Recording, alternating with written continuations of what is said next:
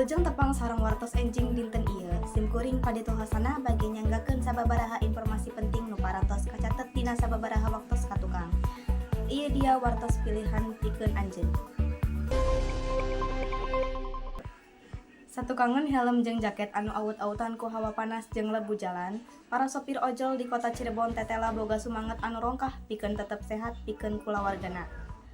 Kagiatan ieu katembong sabada milu kagiatan pelayanan kasehatan anu diayakeun ku bagian kedokteran jeung kasehatan Polres Kota Cirebon Rebo kaping 11 bulan Juni 2025. Lumangsungna di palataran salah sahiji mall di Jalan Cipto Mangunkusumo.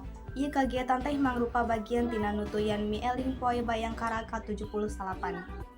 Saloba 67 sopir ojol katembong sumanget pikeun ngajalanan pameriksaan kesehatan gratis, timimiti cek tekanan darah, gula darah, konsultasi ringan nepi ka penyuluhan gaya hirup sehat.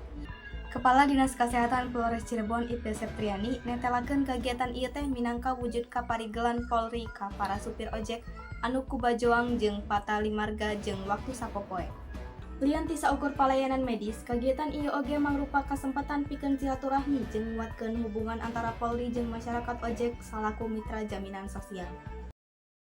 Sagala wartos parantos kasanggakeun, hatur nuhun kana parhatosanana kenging simkuring padetohasana, wilujeng enjing sareng mugia selamat.